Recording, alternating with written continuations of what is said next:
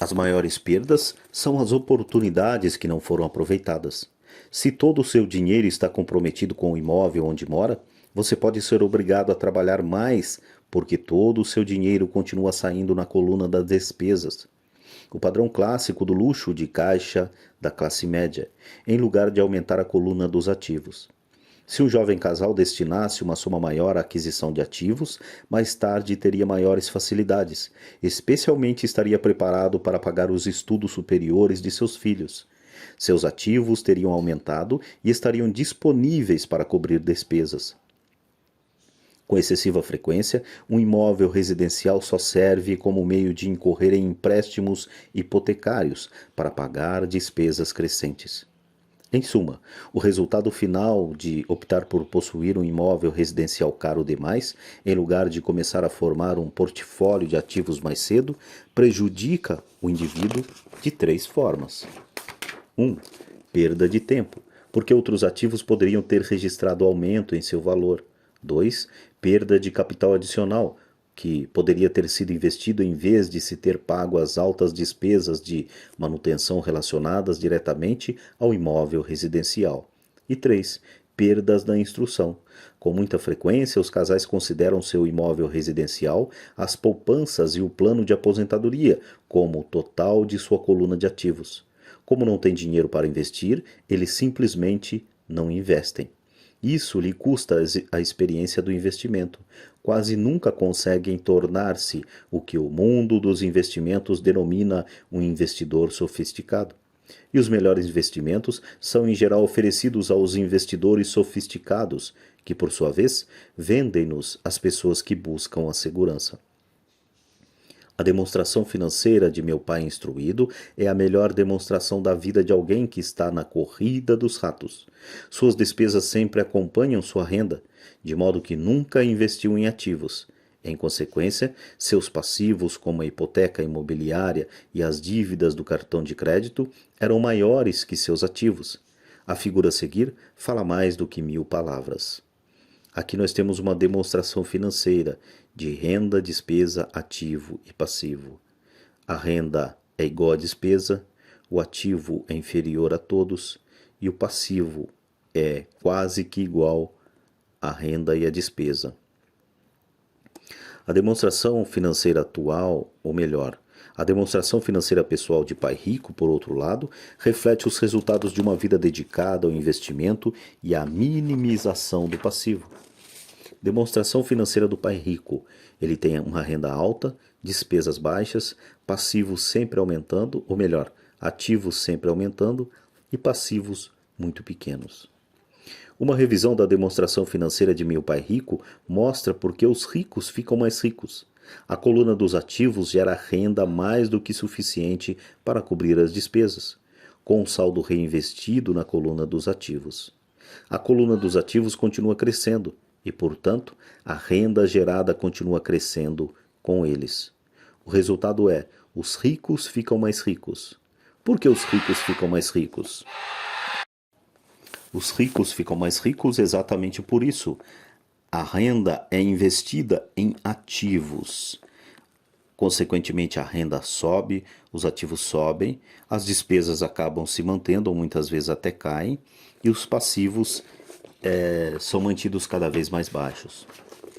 A classe média se encontra em um estado de constantes dificuldades financeiras. Sua renda principal é gerada por salários, e quando os seus salários aumentam, os impostos também aumentam.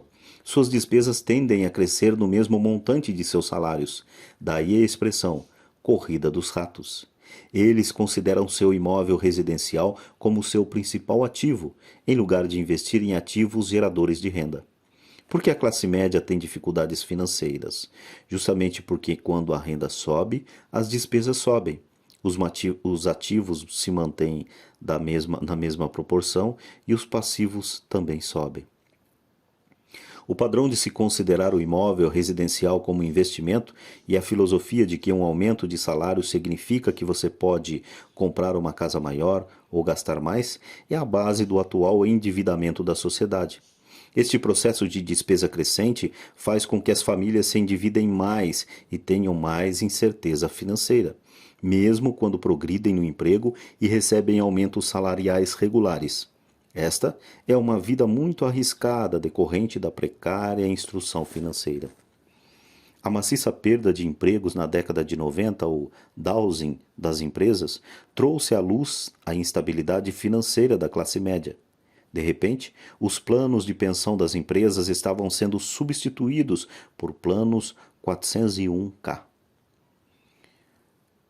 São planos de contribuição definida em que a aposentadoria resulta no montante acumulado ao longo dos anos e que são o oposto dos antigos planos de aposentadoria em que o benefício era definido. Esse era o plano 401k. Vamos lá. A Seguridade Social está obviamente com problemas e não pode ser considerada como uma alternativa de aposentadoria. O pânico se instalou na classe média. O bom, nestes dias, é que muitas dessas pessoas reconheceram esses problemas e começaram a aplicar em fundos mútuos. Esse aumento nos investimentos é responsável em boa medida pela acentuada alta do mercado de ações. Hoje, mais e mais fundos mútuos estão sendo criados em resposta à demanda da classe média. Os fundos mútuos são populares porque representam segurança.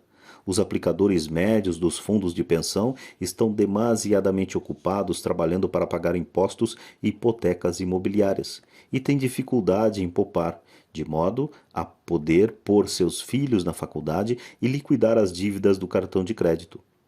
Não têm tempo de aprender a investir, de modo que confiam na experiência do administrador do fundo mútuo. Como o fundo mútuo também inclui mitos, ou melhor, inclui muitos tipos diferentes de investimento. Tem-se uma sensação de segurança, porque o fundo é diversificado.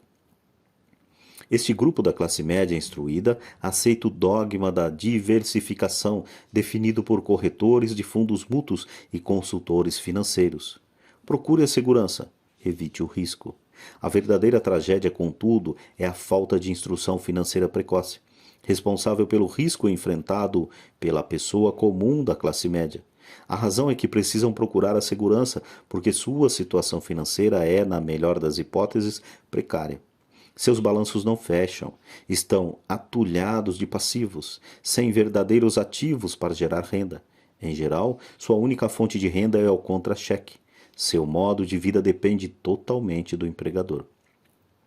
Sendo assim, quando os verdadeiros negócios da vida aparecem, essas mesmas pessoas não podem aproveitar a oportunidade. Elas devem procurar a segurança, porque estão trabalhando muito, pagando impostos máximos e assoberbadas de dívidas. Como disse no início da sessão, a regra mais importante é conhecer a diferença entre um ativo e um passivo. Uma vez que você consiga entender a diferença, concentre seus esforços na compra exclusiva de ativos geradores de renda. Essa é a melhor maneira de dar o primeiro passo para se tornar rico. Continue fazendo isso e sua coluna dos ativos crescerá. Concentre-se em reduzir passivos e despesas. Isso aumentará o dinheiro disponível para continuar aumentando a coluna dos ativos. Logo, a base de ativos será tão profunda que você poderá permitir-se olhar para investimentos mais especulativos. Investimentos que podem ter retornos que variam de 100% ao infinito.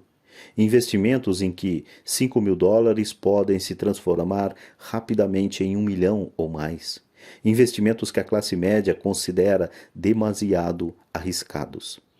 O investimento não é arriscado, é a falta de simples inteligência financeira, a começar pela alfabetização financeira, que leva o indivíduo a ser muito arriscado. Se você fizer o que as massas fazem, você estará na seguinte situação. Aqui um diagrama de renda, onde a pessoa trabalha para o patrão, despesa, trabalha para o governo, ativos altos e passivos, que trabalha para o banco. Como um empregado possuidor de sua casa própria, seus esforços no trabalho em geral resultam no seguinte: você trabalha para alguém. Os esforços e o sucesso da maioria das pessoas assalariadas ajudarão a garantir o sucesso, o enriquecimento e a aposentadoria do dono da empresa e de seus acionistas. 2. Você trabalha para o governo. O governo fica com uma parte de seu contra-cheque antes mesmo que você veja o dinheiro. Ao trabalhar mais, você simplesmente aumenta o montante de impostos que o governo arrecada. A maioria das pessoas trabalha de janeiro a maio apenas para o governo. 3. Você trabalha para o banco. Depois dos impostos, sua maior despesa é, em geral, a hipoteca imobiliária e a conta do cartão de crédito. O problema decorrente de simplesmente trabalhar mais é que cada uma dessas 3 parcelas leva consigo uma parte maior de seu esforço. Você precisa aprender a fazer com que seus maiores esforços beneficiem diretamente você e sua família. Uma vez que você decidiu cuidar de seus próprios problemas, como determinar seus objetivos? É necessário, em geral, dedicar-se à sua profissão e usar os salários recebidos para financiar a aquisição de ativos. À medida que os ativos crescem, como medir a extensão de seu sucesso quando alguém percebe que está rico, que tem fortuna? Da mesma maneira que tenho minhas definições de ativos e passivos, também tenho minha própria definição para a riqueza. Na verdade, eu a tomei emprestada de alguém chamada Buckminster Fuller. Alguns o consideram um charlatão e outros um gênio vivo. Anos atrás ele criou um auê entre os arquitetos ao solicitar a patente para algo chamado um domo geodésico. Mas ao fazer isso, ele também falou algo sobre a riqueza. Parecia à primeira vista muito confuso, mas depois de relê-lo algumas vezes, começou a fazer sentido. A riqueza é a capacidade de uma pessoa sobreviver tantos dias a mais. Ou, se eu parar de trabalhar hoje, por quanto tempo poderei sobreviver?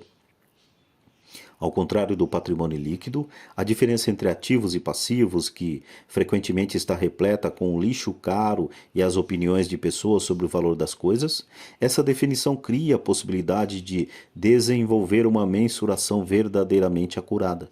Poderia assim medir e saber realmente em que pé estou em termos de meu objetivo e tornar-me financeiramente independente. Embora o patrimônio líquido frequentemente inclua ativos que não geram dinheiro, como objetos comprados e agora abandonados num canto da garagem, a riqueza mede quanto dinheiro seu dinheiro está gerando e, portanto, sua sobrevivência financeira. A riqueza é a medida do fluxo de caixa gerado pela coluna dos ativos em comparação com a coluna de despesas. Vejamos um exemplo. Digamos que o fluxo de caixa de minha coluna de ativos gere 1 milhão por mês e que eu tenha despesas mensais de 2 mil. Qual é a minha riqueza? Voltemos à definição de Buckminster Fuller. Usando essa definição, quantos dias para frente posso sobreviver? Consideremos 1 mês e 30 dias. Por essa definição, eu tenho um fluxo de caixa suficiente para meio mês. Quando eu tiver alcançado um fluxo de caixa gerado por meus ativos de 2 mil, então eu serei abastado. Ainda não estou rico, mas sou abastado. Agora eu tenho uma renda gerada por ativos e cada mês que cobre totalmente minhas despesas mensais. Se eu desejo aumentar essas despesas, preciso primeiro aumentar o fluxo de caixa gerado por meus ativos para manter esse nível de vida. Observe que nesse ponto eu não dependo mais de meu salário. Eu me concentro com sucesso em construir uma coluna de ativos que me tornou financeiramente independente.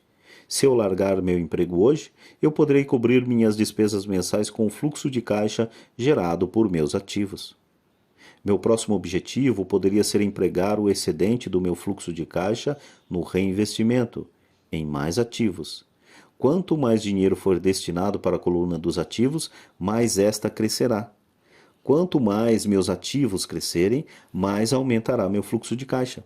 E enquanto eu mantiver minhas despesas menores do que o fluxo de caixa gerado por esses ativos, eu me tornarei mais rico, com mais e mais fontes de renda além do meu trabalho físico. Enquanto este processo de reinvestimento continuar, estarei no caminho do enriquecimento. A verdadeira definição de riqueza depende de quem a define. Você nunca poderá ser rico demais. Lembre-se essa observação simples.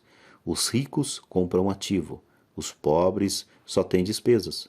A classe média compra passivos, pensando que são ativos. E como eu cuido dos meus negócios? Qual é a resposta? Ouça o fundador do McDonald's. Capítulo 4, lição 3. Cuide de seus negócios. Em 1974, Ray Kroc, fundador do McDonald's, foi convidado a fazer uma palestra para a turma de MBA da Universidade do Texas, em Austin. Um querido amigo meu, Kate Cunningham, era aluno dessa turma. Depois de uma exposição forte e inspiradora, os estudantes perguntaram a Ray se gostaria de juntar-se a eles num bar que frequentavam para tomar cerveja. Ray gentilmente aceitou. Qual é o seu negócio? Perguntou Ray, quando todo mundo já estava com seu copo de cerveja. Todos riram, conta Kate. A maioria da turma pensou que Ray estivesse brincando. Ninguém respondeu a Ray. Ou melhor, ninguém respondeu, e Ray repetiu a pergunta. Em que negócio vocês pensam que eu atuo? Os estudantes soltaram uma gargalhada e finalmente uma alma corajosa gritou: Ray, não há ninguém no mundo que não saiba que você está no ramo dos hambúrgueres. Ray deu uma risada. Achei que vocês fossem responder isso mesmo. Fez uma pausa e disse rapidamente: Senhoras e senhores, eu não atuo no ramo de hambúrgueres. Meu negócio são imóveis. Kate conta que Ray passou um bom tempo explicando seu ponto de vista. Em seu plano de negócios, Ray sabia que o principal foco era a venda de franquia de hambúrgueres, mas nunca perdeu de vista a localização de cada franquia. Ele sabia que os imóveis e sua localização eram o mais importante fator de sucesso de cada franquia.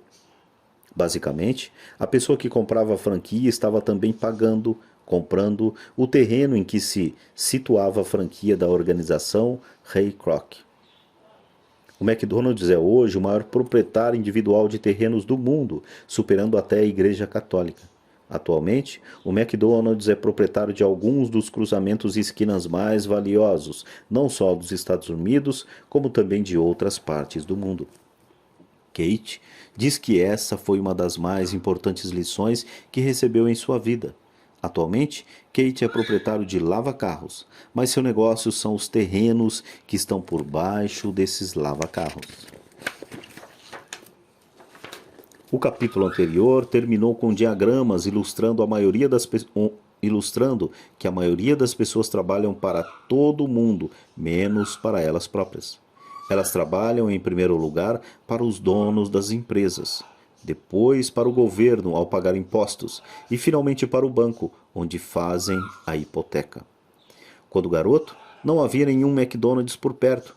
Contudo, meu pai rico ensinou a mim e a Mike a mesma lição de Ray Kroc, ou melhor, a mesma lição que Ray Kroc deu na Universidade do Texas.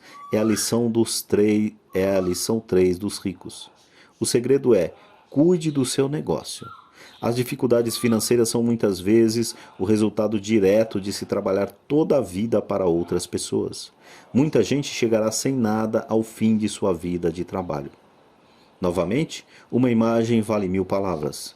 Aqui está o diagrama da demonstração de renda e do balanço que descrevem o conselho de Ray Kroc. Aqui no diagrama eu tenho renda alta. Na sua profissão você trabalha para o patrão. Eu tenho os ativos, que é o seu negócio, que jogam lá para a renda novamente. Tenho o passivo, que trabalha para o banco, mas aqui o que me chama a atenção é que os ativos estão altos e, consequentemente, os ativos do seu negócio, né? Os ativos são o seu negócio, onde os ativos complementam a renda lá em cima, que é maior do que a despesa e maior do que o passivo. Vamos lá. Nosso atual sistema de ensino se concentra em preparar a juventude para os empregos por meio do desenvolvimento de habilidades acadêmicas. Suas vidas girarão em torno de salários ou, como mostrado anteriormente, na coluna de renda. Depois de desenvolvidas as habilidades acadêmicas, os estudantes vão para níveis mais elevados de ensino, a fim de desenvolver suas habilidades profissionais. Eles estudam para tornar-se engenheiros, cientistas, cozinheiros, policiais, artistas, escritores e etc. Suas habilidades profissionais lhe permitirão ingressar na força de trabalho e trabalhar por dinheiro. Há uma grande diferença entre sua profissão e seu negócio. Muitas vezes pergunto às pessoas: qual é o seu negócio? E elas respondem: sou banqueiro, Então lhes pergunto se eles são donos do banco. Em geral respondem: não, eu trabalho para o banco. Nesse negócio, está se confundindo profissão com negócio. Sua profissão pode ser a de banqueiro, mas elas ainda não são donas do negócio. Ray Kroc sabia claramente a diferença entre sua profissão e seu negócio. Em uma época, ele vendia misturadores de milkshake e, pouco depois, vendia franquias de hambúrguer. Mas enquanto sua profissão era vender franquias de hambúrguer, seu negócio era acumular imóveis geradores de renda. É com grande alegria e prazer no coração que eu termino mais esta leitura. Se essa leitura lhe foi útil, você pôde acompanhar do início ao fim e pôde engrandecer de alguma maneira a tua vida, e você queira contribuir para que essas leituras continuem sendo feitas, isso como uma troca de energias, né? Você usufruiu de um trabalho e, se achar viável, pode estar contribuindo com esse trabalho também. Então, se você quiser contribuir com esse trabalho, abaixo aí na descrição você tem aí os dados para que você possa contribuir também e fazer a troca de energias, pois é dando que se recebe. Eu dei o meu trabalho a vocês através desse áudio e, caso seja da tua vontade, eu poderei receber alguma coisa em contrapartida de quem está ouvindo.